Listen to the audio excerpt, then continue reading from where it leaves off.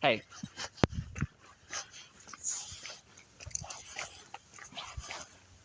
I wanted to talk today about how an understanding of the cyclical nature of reality can help with the decision-making process through allowing for us to better manage our expectations. I'll give a few examples.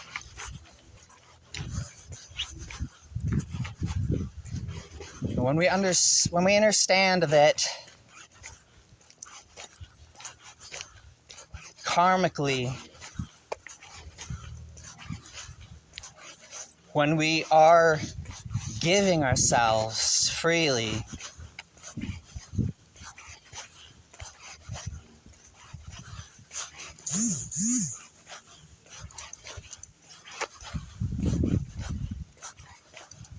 we may be expecting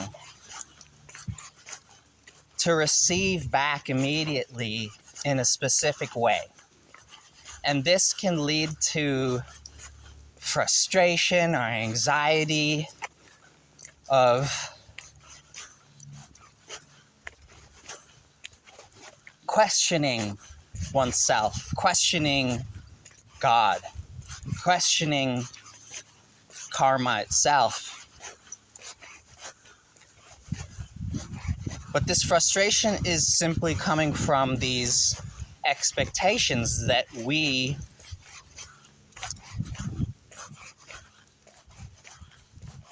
are placing from the level of the identity onto the universe in terms of how we are expecting for this return to come in.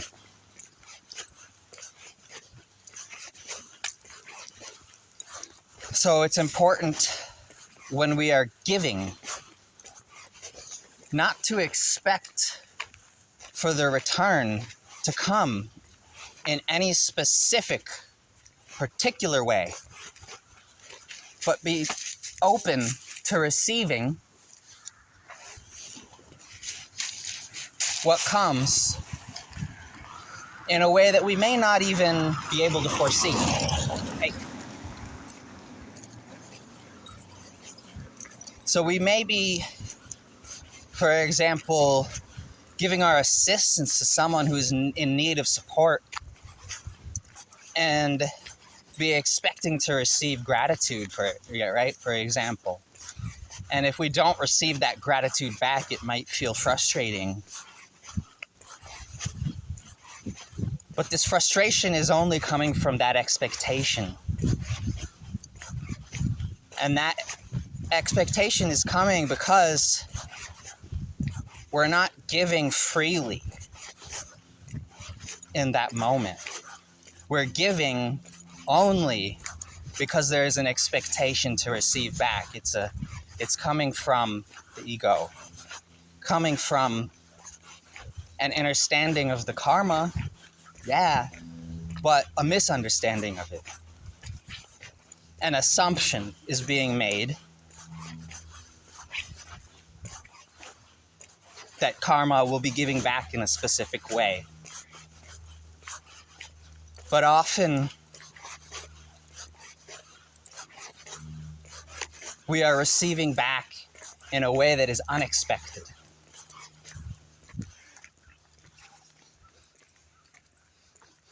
Hey.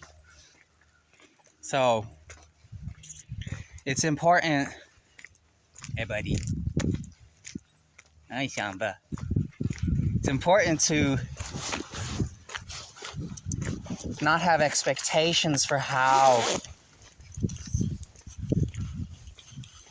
we are receiving back this energy that we're giving out. And to have faith that the universe will ultimately provide back that energy that we're giving out freely.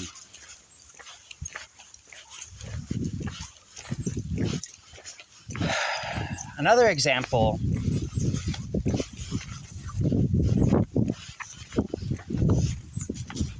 is when we are growing something, whether that be, whether that be growing our finances, growing a business, growing in our pursuit of a skill set. This growth also happens not linearly, but in cycles.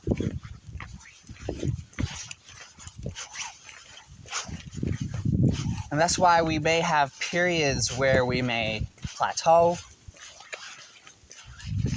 that are important to recognize that this plateau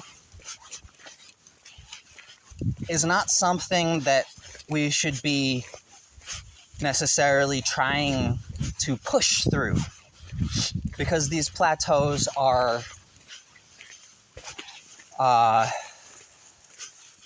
sign that what is needed is time to create the space that's needed for the structure to be able to evolve, to be able to carry more energy. So, for example, regarding, let's say, deadlifting, like if you're training your body to be able to ground more energy, deadlifting may be one of the practices that you incorporate into your routine.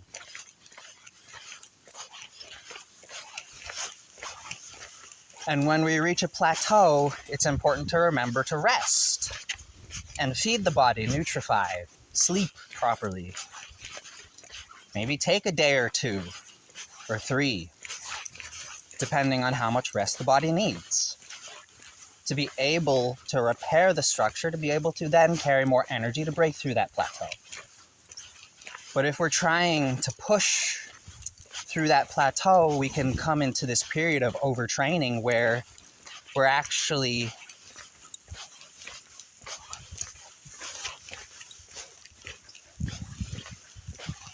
breaking down the structure and not allowing for it to repair, and this can be counterproductive to our efforts to grow.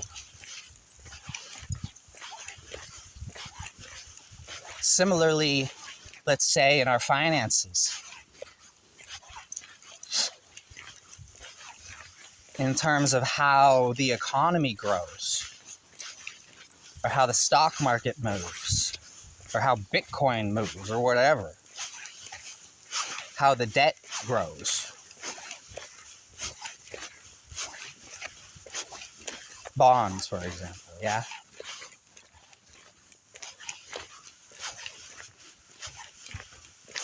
It's important to understand that these things are not moving linearly. There are ups and there are downs. And so most often when people are first beginning to get into growing their finances, they can get caught into these traps where they're buying when things are really high, because everyone's excited that things are moving up, and then selling when things are low. And this is how we actually lose. And our finances actually retract because we're not taking into account the cycles.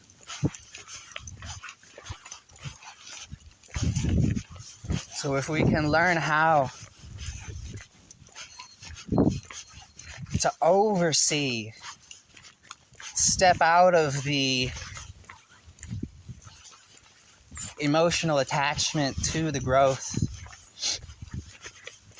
and come into an understanding of the cycles of growth, we can better respond to what's happening around us and learn how to grow appropriately And so in terms of finances, that means learning over time through our mistakes how to recognize the lows and recognize the highs by being able to witness our emotional state and the emotional state of those around us. To be able to buy at the lows and sell at the highs. To be able to surf the waves of the cycles rather than being caught up in them.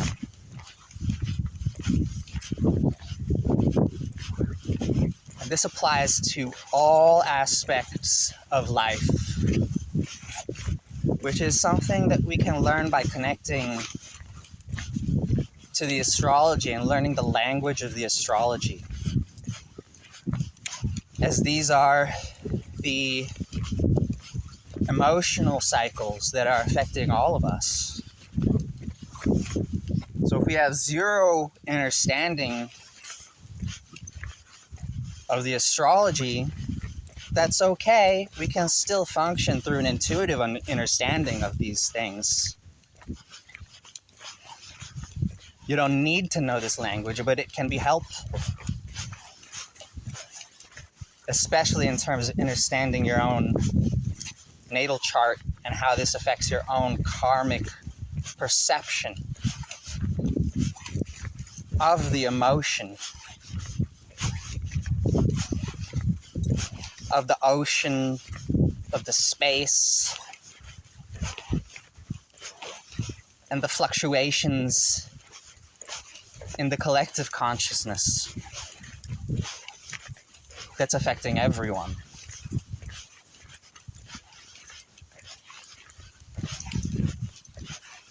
So understanding the cycles